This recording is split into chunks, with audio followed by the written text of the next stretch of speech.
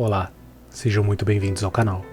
Eu sou o narrador e hoje trago a vocês uma história clássica da internet, uma das maiores creepypastas já feitas. A história de Zelda Majora's Mask, também conhecida como Ben Drowned. Então coloque os fones, apague as luzes e boa história. Olá, meu nome é Matt, mas podem me chamar de Jaduzable, meu nickname. Eu me mudei recentemente para o meu dormitório do colégio, começando com um aluno de segundo grau, e meu amigo me deu o seu velho Nintendo 64 para que eu o jogasse. Eu estava impressionado em saber que eu finalmente poderia jogar todos os jogos antigos da minha infância, que eu não tocava há pelo menos uma década. O seu Nintendo 64 veio com um controle amarelo e uma cópia de má qualidade, provavelmente falsificada, de Super Smash Bros. E, como querer não é poder, eu não preciso dizer que não demorou muito até eu ficar cansado de bater nos CPUs. Naquele final de semana, eu decidi dar uma volta pela vizinhança durante uns 20 minutos, passando em todas as vendas de garagem, esperando conseguir alguns jogos por um preço bom de pais ignorantes. Eu acabei comprando uma cópia de Pokémon Stadium, GoldenEye, GoldenEye porra, F-Zero e outros 2 controles por $2. Satisfeito, eu comecei a ir embora da vizinhança, quando uma última casa me chamou a atenção.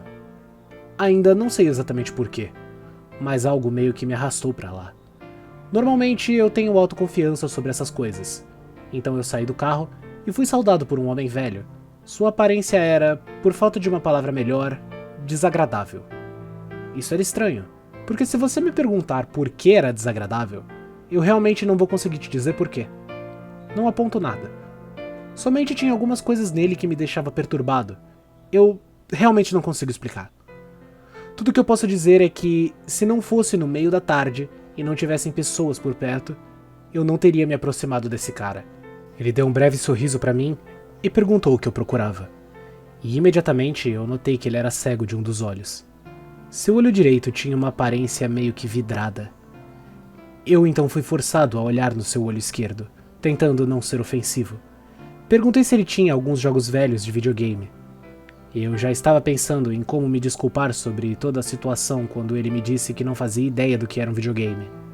Mas para minha surpresa, ele disse que tinha uma caixa velha com algumas coisas, e disse que ia voltar rapidinho. Ele se virou para entrar na garagem. Enquanto ele ia para lá, eu não pude deixar de notar o que ele vendia. O que estava lá era literalmente pinturas estranhas. Várias pinturas que mais pareciam com bolhas de tinta que um psicólogo te mostra em um teste de Rorschach. Curiosamente, eu as verifiquei. Era óbvio porque ninguém visitava a venda de garagem do senhor. Os quadros não eram esteticamente agradáveis. Quando eu cheguei no último, por algum motivo ele parecia quase igual a Majora's Mask.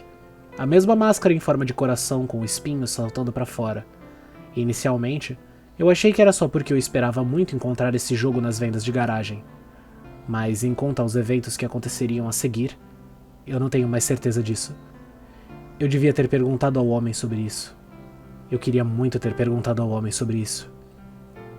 Depois de tanto olhar naquela mancha de tinta com o formato da Majora, eu olhei para trás e o homem repentinamente estava lá, parado, sorrindo para mim. Eu admito que quase pulei de susto. O nervoso me fez rir quando ele me deu um cartucho de Nintendo 64.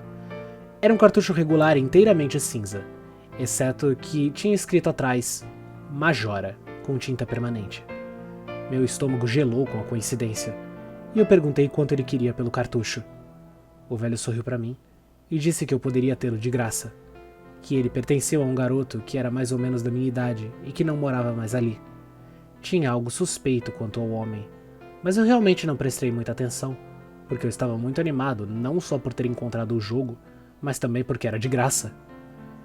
No início, eu não fiquei muito esperançoso com isso, já que aquele cartucho era bem velho e não tinha garantia de que ia funcionar.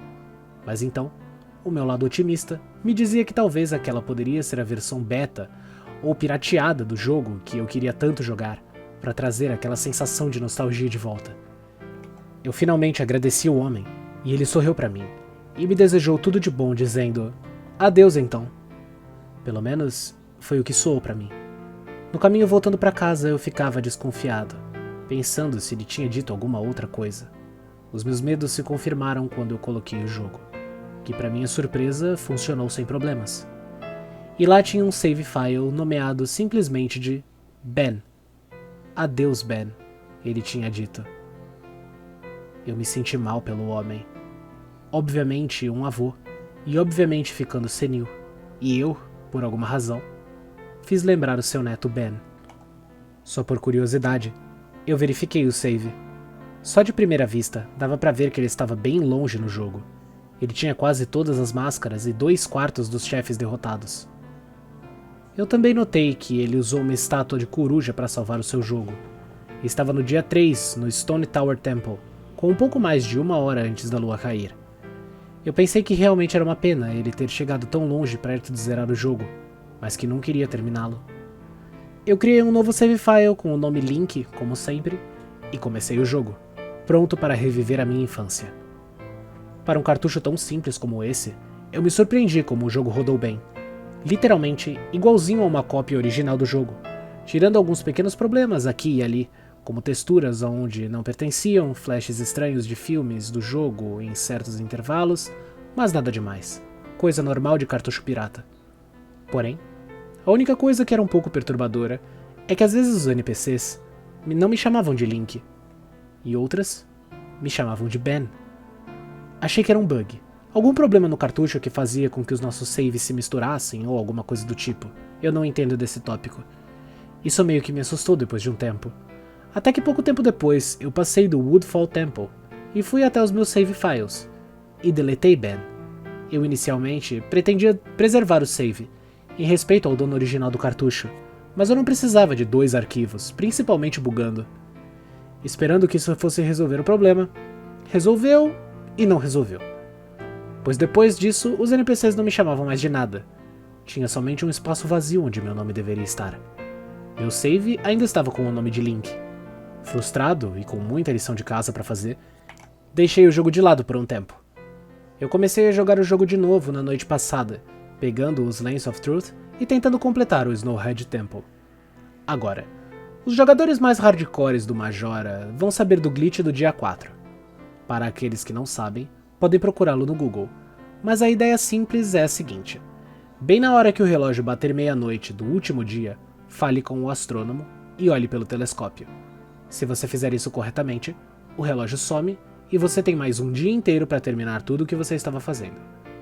Decidido a fazer o glitch para tentar zerar o Snowhead Temple, eu consegui fazê-lo corretamente na minha primeira tentativa, e o relógio sumiu da tela.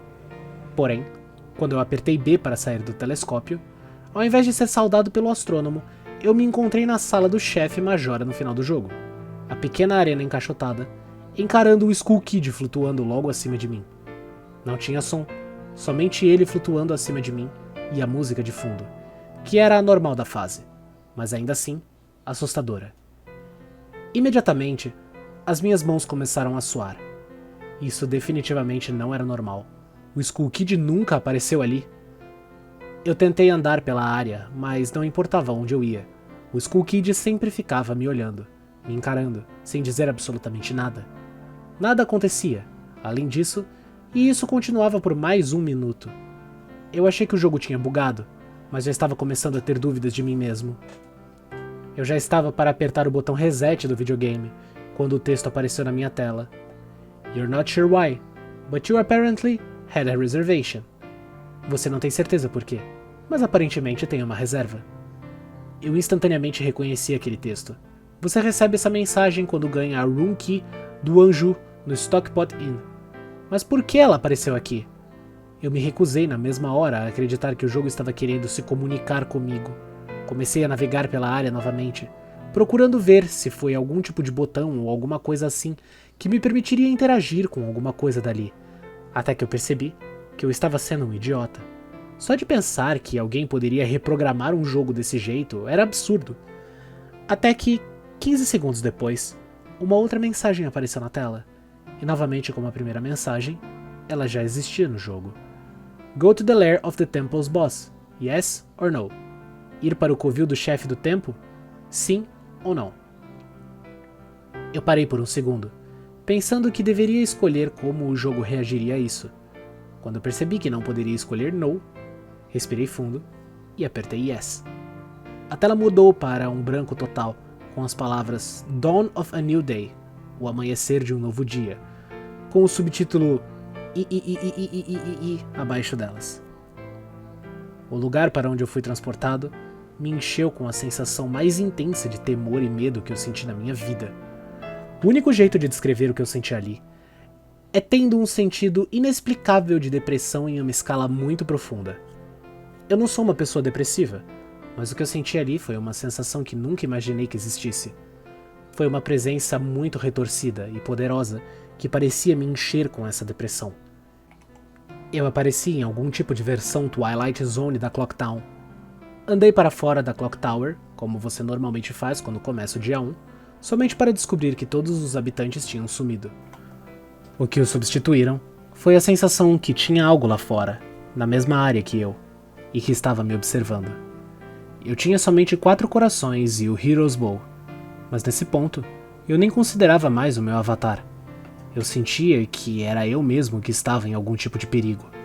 Talvez a coisa mais aterrorizante era a música. Era Song of Healing, extraída diretamente do jogo, mas tocada ao contrário. A música ficava cada vez mais alta, te preparando cada vez mais, fazendo você achar que algo iria pular na sua frente a qualquer momento. Porém, nada aconteceu. O loop constante começou a mexer com meu estado mental. Em alguns momentos, eu ouvia a risada do Happy Mask Salesman, no fundo, quieto o bastante para que eu ficasse imaginando se estava realmente ouvindo coisas, mais alto o suficiente para me deixar determinado a achá-lo. Eu procurei nas 4 zonas da Clock Town, somente para não achar nada, ninguém. Texturas estavam faltando. Estava literalmente andando no ar em West Clock Town.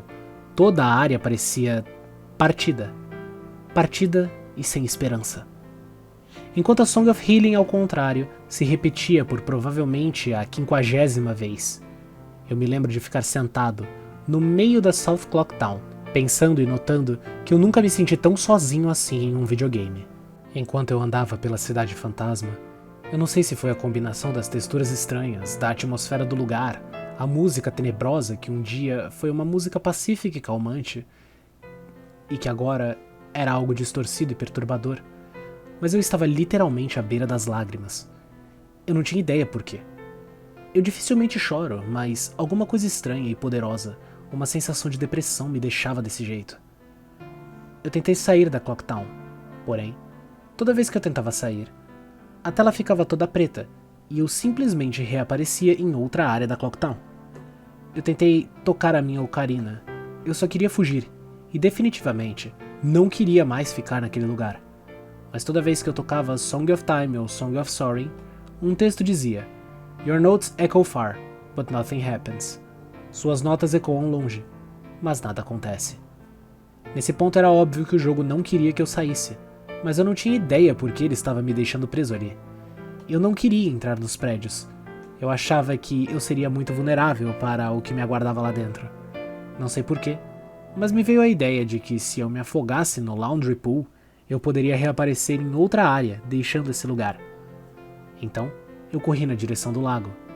Aconteceu. O Link segurou a sua cabeça e a tela deu um flash por um momento. Happy Mask Salesman sorrindo pra mim. Não pro Link, pra mim. Junto com o grito do Skull Kid no fundo. E a tela, quando voltou ao normal, eu estava encarando a estátua do Link. Aquela que aparece quando você toca a música Elegy of Emptiness. Eu gritei quando aquela coisa me encarou com aquela expressão vazia e aterrorizante. Eu me virei e corri de volta para South Clock Town, e para o meu horror, a porra da estátua estava me seguindo, como uma sombra horripilante que criara vida.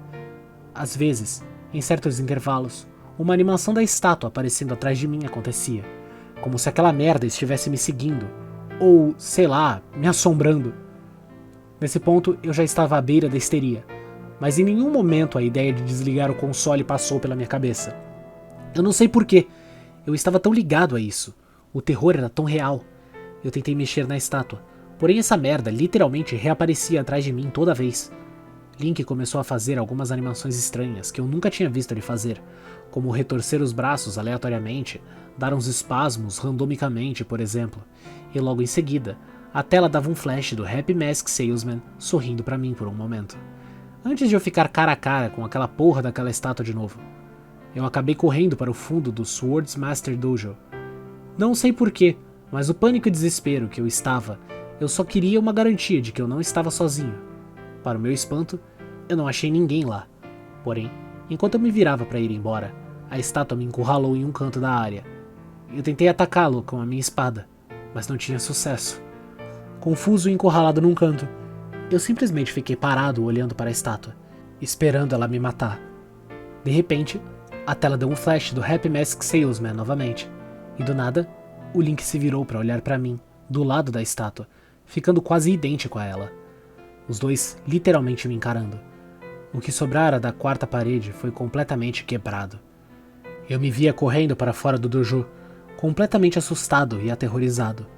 De repente, o jogo me transportou para um túnel subterrâneo, e a música Song of Healing, revertida novamente, voltou a tocar. Eu tive um pequeno tempo de descanso, até a estátua voltar a aparecer atrás de mim, dessa vez de forma agressiva.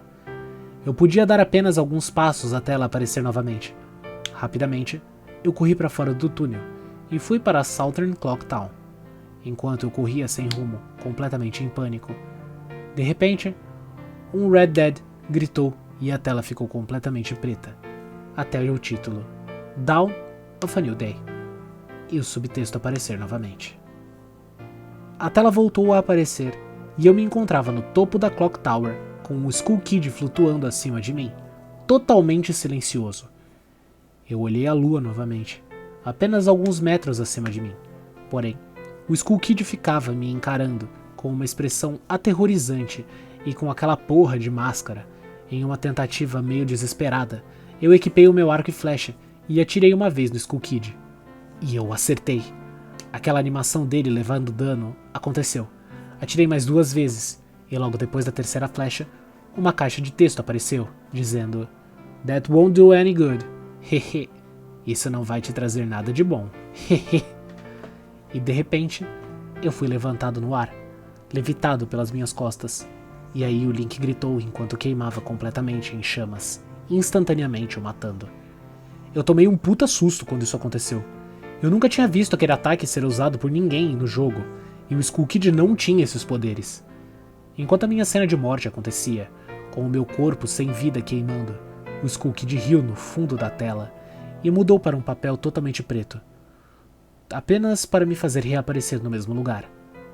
Eu decidi atacá-lo de outro jeito, mas a mesma coisa aconteceu. O corpo do Link foi levitado do chão com uma força desconhecida e ele imediatamente queimou em chamas, novamente o matando. Dessa vez na minha cena de morte, alguns sons da Song of Healing revertida puderam ser ouvidos. Em minha terceira e última tentativa, eu notei que não tinha música tocando dessa vez, somente um silêncio suspeito. Então eu finalmente me lembrei que no seu encontro original com Skull Kid, você deveria usar a ocarina para ou viajar de volta no tempo, ou convocar os gigantes. Eu usei a ocarina e tentei o Song of Time, porém antes que eu pudesse acertar a última nota, o corpo do Link novamente explodiu horrivelmente em chamas, e ele morreu. Quando a cena de morte estava chegando ao fim, o videogame começou a fazer uns barulhos estranhos, como se o cartucho quisesse processar informações demais de uma vez, ou alguma coisa do tipo.